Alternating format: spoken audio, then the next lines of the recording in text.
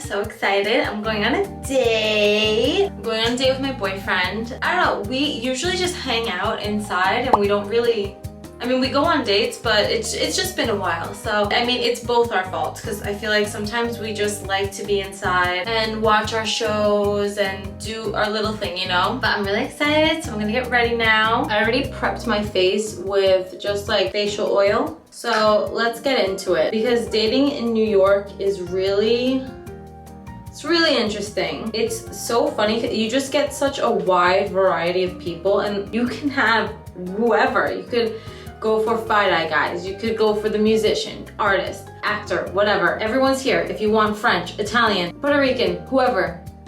Everyone is here. There's a place where you can find them. I think dating in New York is hilarious because, like, honestly, not many people are looking for a relationship. I'm gonna tell you that right now. From my perspective and all my girlfriends, like all the girlies I know, dating in New York really is a bitch for everyone. I don't know what the reason is. I just think like guys in this time, I don't know, I just think that they're not really looking like for a relationship. I just see that across the board in all different ages. Though that's not to say that there are some men who are looking for a relationship, so don't give up.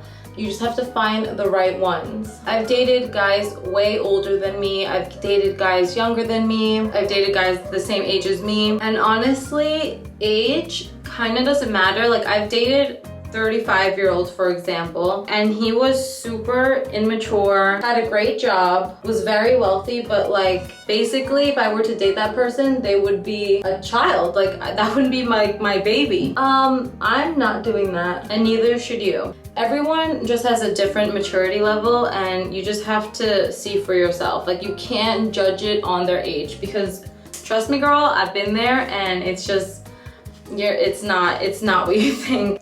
But that's not to say everyone's like that. So I don't want to shit on men because no, we're not doing that. We love men, we just, the right ones. The way that I met my first boyfriend in the city, I went to school with him and we became super close friends. And at the time that we were friends, he had a girlfriend, which was totally great, cool. I loved her, I loved him. And then they ended up breaking up and then we just like decided to like date, you know? That relationship was like a long-term thing, you know? Like we became friends, we became really close, and then we transitioned like eventually into that. So I feel like there I got lucky, you know? It wasn't like just the case where I just met some guy on an app and then like we went out and it worked out, you know? Because for some reason I just feel like, I don't know, sometimes I just feel like dating apps don't really work in the sense where you kind of just like meet someone and I don't know, like I feel like it might be a lot of pressure. I have found very little success on dating apps. I always met weird people. Yeah, I never met someone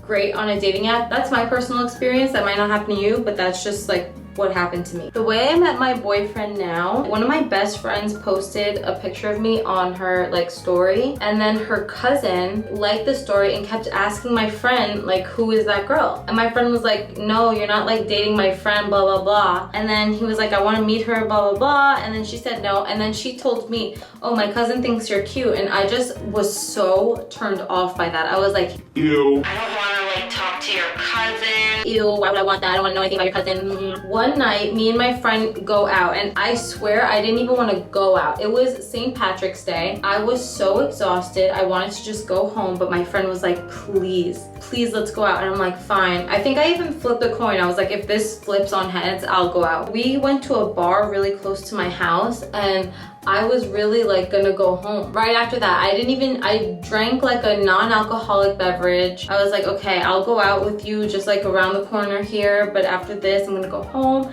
And then I ended up going out to this club. So at the time, she was like kind of talking to this guy, and this guy was friends with her cousin. She didn't even want the guy to come to the club that we were going to, but it just ended up that like she told him where we were going, and then he thought that was an invitation because why would you do that? But anyway, so she did, and I was like, why would you do that? Now I have to talk to your cousin because he's gonna be there. Like, what am I gonna do? I honestly, since I knew they were coming, I already had a plan that I was gonna go to a different club. Like, I did not want to stick around. So then we're having fun, we're at the club, and then I see the person that she's talking to, and then I don't even look behind like him to see her cousin. I was like, I can't do this. I don't want to be here. So then he ended up introducing himself, and I was like, oh my God, he's actually super cute. I had no idea what he looked like. I really had no clue. Then I saw him and I was like, oh, he's kind of cute. The first impression he made was so sweet and so, like, he was just so cute. I was like, oh, okay. But I still was gonna leave. Like, I still didn't plan on staying and sticking around. But then as the night went on, he kind of like, you know, he got me to stay, you know? And that's our story. Now, to this day, we are dating. It's been like a year and a couple months, maybe like 4. I thought that was a cute story because really I had no interest in him whatsoever. And then like it just happened. I think that's the thing with dating. You can't force anything. You just have to allow it to unfold and happen, and you just have to see what comes your way. And just because something comes your way doesn't mean you have to say yes to it. It was so funny too because when I met my current, like my boyfriend now, I was talking to someone who I wanted to date so badly. This was a typical situationship I was in. Like, it was very toxic. I never knew what was going on. Left me in the dark all the time. This is not what you, like,